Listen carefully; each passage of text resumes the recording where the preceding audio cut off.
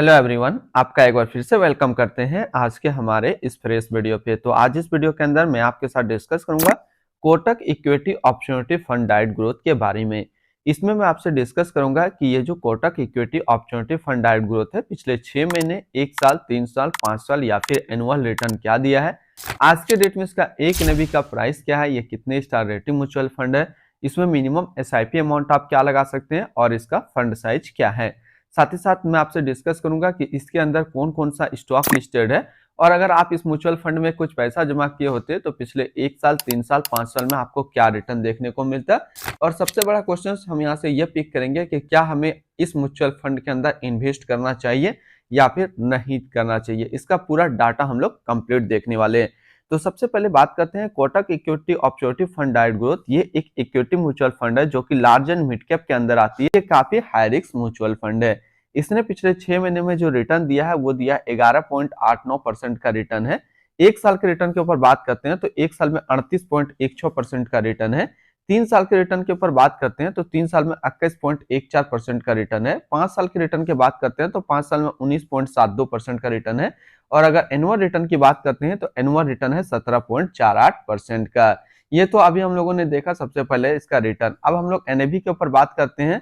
आज के डेट में इसका एक एनएवी का प्राइस है 311 रुपया 83 पैसा। रेटिंग की बात करते हैं तो ये 4 स्टार रेटिंग म्यूचुअल फंड है। इसमें मिनिमम एसआईपी अमाउंट 100 रुपया का सेट किया गया और इसका जो फंड साइज है वो है 19,092 करोड़ का।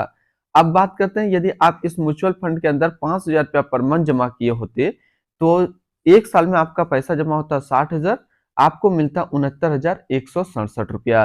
3 साल के ऊपर बात करते हैं तो 3 साल में आपका पैसा जमा होता है 1,80,000 रुपया, आपको मिलता 2,46,808 रुपया। 5 साल की बात करते हैं तो 5 साल में आपका पैसा जमा होता 3 लाख रुपया, आपको मिलता 5,30,352 रुपया। अब बात करते हैं यदि आप इस म्यूचुअल फंड के अंदर एक बार में 1 लाख रुपया का लमसम यानी कि वन टाइम पेमेंट करते तो एक साल में आपका 1 लाख रुपया 1,38,160 रुपया होता। 3 साल में आपका 1 लाख रुपया 1,77,772 रुपया होता और 5 साल में आपका 1 लाख रुपया 2,45,942 रुपया होता। इसके अंदर हम लोग होल्डिंग देखें तो इसके अंदर टोटल स्टॉक लिस्टेड है वो टोटल 69 स्टॉक लिस्टेड है। अगर हम इसमें टॉप 10 की ओर देखें और उसके कैटेगरी को देखते हैं, सेक्टर को देखते हैं, सबसे पहला नाम आता है स्टेट बैंक ऑफ इंडिया जो कि फाइनेंशियल क्षेत्र पे है। मारुति सुजुकी इंडिया लिमिटेड जो कि ऑटोमोबाइल के क्षेत्र पे है। एचडीएफसी बैंक लिमिटेड फाइनेंशियल क्षेत्र में है। एक्सिस बैंक लिमिटेड फाइनेंशियल क्षेत्र में है। लर्सन एंड टर्बो लिमिटेड कंस्ट्रक्शन के क्षेत्र। Bharat electronics limited capital goods में। आईसीआईसी बैंक लिमिटेड फाइनेंशियल क्षेत्र में है। भारत फ्रोज लिमिटेड जो कि ऑटोमोबाइल के क्षेत्र पे है। Cummins India limited capital goods के अंदर है। रिलायंस इंडस्ट्रियल लिमिटेड एनर्जी के क्षेत्र में है। अब इसकी होल्डिंग एनालिसिस को यदि हम लोग देखें तो इक्विटी पे है 98.9%, कैश पे है 0.7% और डेबिट पे है 0.4%। अब इस इक्विटी को यदि सेक्टर वाइज देखते हैं हम लोग तो फाइनेंशियल पे है 18.2%, अदर्स पे 17.4%, ऑटोमोबाइल्स पे 14%, कैपिटल गुड्स पे 13.5%, एनर्जी पे 10.9%, कंस्ट्रक्शन पे 8.8%, हेल्थ केयर पे 6.2%, सर्विस पे 5.7% और टेक्नोलॉजी पे है 5.3%। अब इसकी एडवांस रेशियो की बात करते हैं तो प्राइस टू अर्निंग रेशियो है इसका 23.06 और पीबी रेशियो है 3.62। मिनिमम इन्वेस्टमेंट अमाउंट की बात करते हैं, यदि आप मिनिमम लमसम करते हैं तो मिनिमम लमसम 100 रुपया का सेट किया गया और मिनिमम एसआईपी भी 100 रुपया का सेट किया गया है। अब यहाँ पे हम लोग रिटर्न एंड रैंकिंग की बात करते हैं और इसी से आपको थोड़ा सा समझ में आएगा क्या हमें इस म्यूचुअल फंड के अंदर इन्वेस्ट करना चाहिए या फिर नहीं करना चाहिए। बात करते हैं हम लोग कोटक इक्विटी अपॉर्चुनिटी फंड का जो रिटर्न है एक साल में 38.2 है, 3 साल में 21.1 है, 5 साल में 19.7 है और एनुअल 17.5 है। वहीं पे जितने सारे इक्विटी अपॉर्चुनिटी फंड का जो रिटर्न रहता है एक साल में 40.8 रहता है, 3 साल में 20.2 रहता है, 5 साल में 17.9 रहता है। एनुअल डाटा अवेलेबल नहीं है। तो यहाँ से ये चीज क्लियर हो रहा है कि यदि आप कोटक इक्विटी अपॉर्चुनिटी फंड के अंदर इन्वेस्टमेंट करना चाहते हैं तो इसको लॉन्ग टर्म के लिए ट्रीट कीजिए, क्योंकि शॉर्ट टर्म में एक साल में ये अपने कैटेगरी एवरेज से 2 से 3% कम रिटर्न दे रहा है। हालांकि 3 साल और 5 साल के जब आप डाटा को देखेंगे तो वो अपना कैटेगरी एवरेज से भी ज्यादा रिटर्न आपको निकाल करके दे रहा है।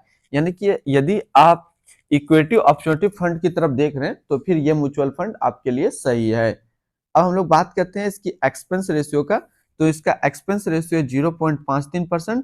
एग्जिट लोड की बात करते हैं, यदि आप 365 दिन के अंदर अपना इन्वेस्टमेंट का 10% से ज्यादा निकालते हैं तो आपको 1% का यहाँ पे एग्जिट लोड देना होगा।